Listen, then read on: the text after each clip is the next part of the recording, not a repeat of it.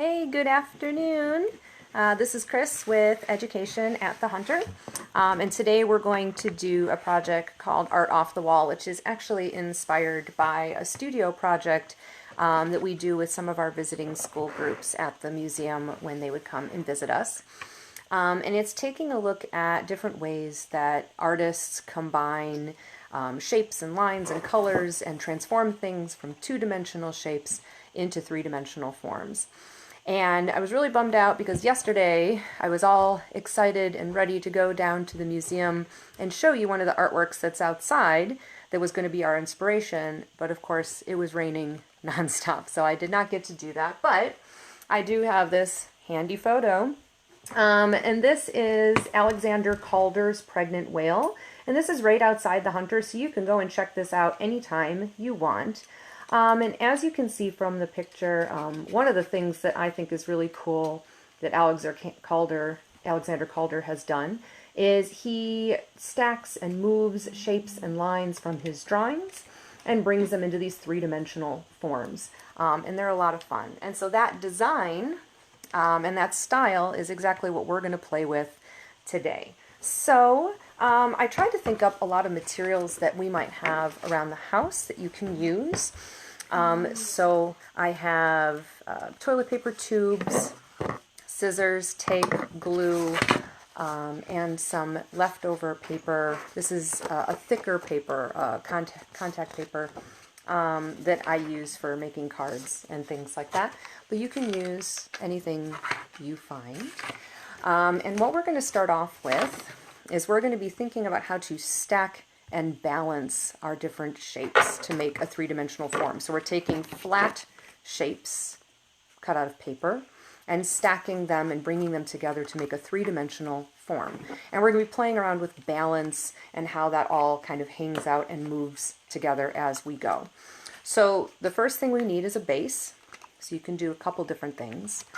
This one, I took a toilet paper tube and I kind of squeezed it and cut some slits down the top, like that, and then I taped it onto this piece of paper.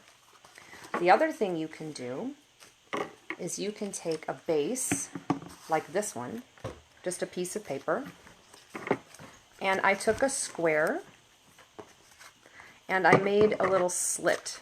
I just cut up about halfway. You're going to fold one piece forward and one piece back, like he's doing the splits. Okay, take the little legs, put one forward, one back, and then glue them down, putting glue onto those pieces.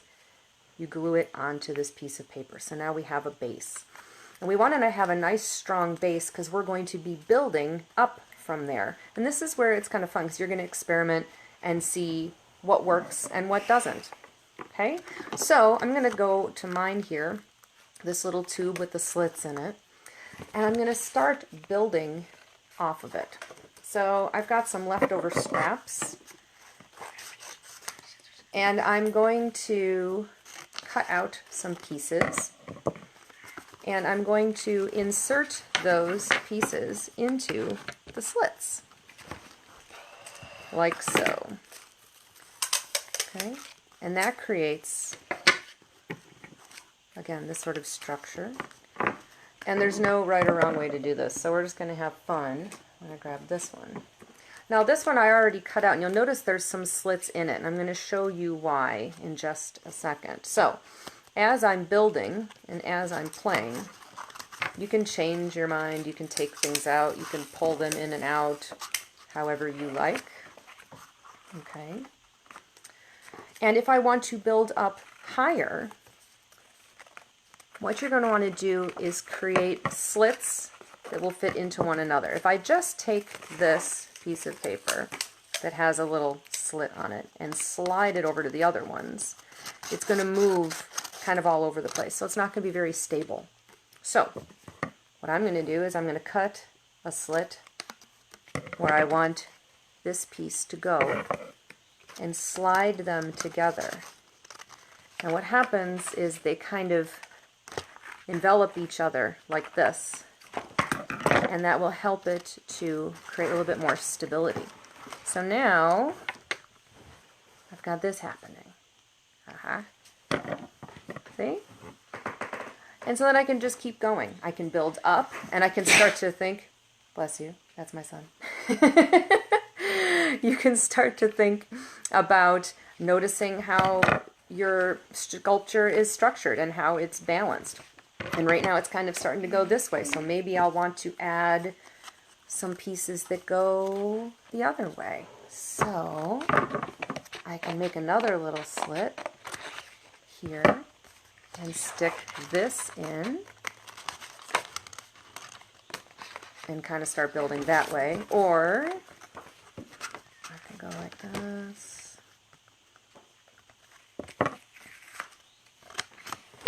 And kind of just make it up as you go, to be honest. And then you can take it all apart. That's the best part. If you decide you don't like how it looks, take it apart and go back.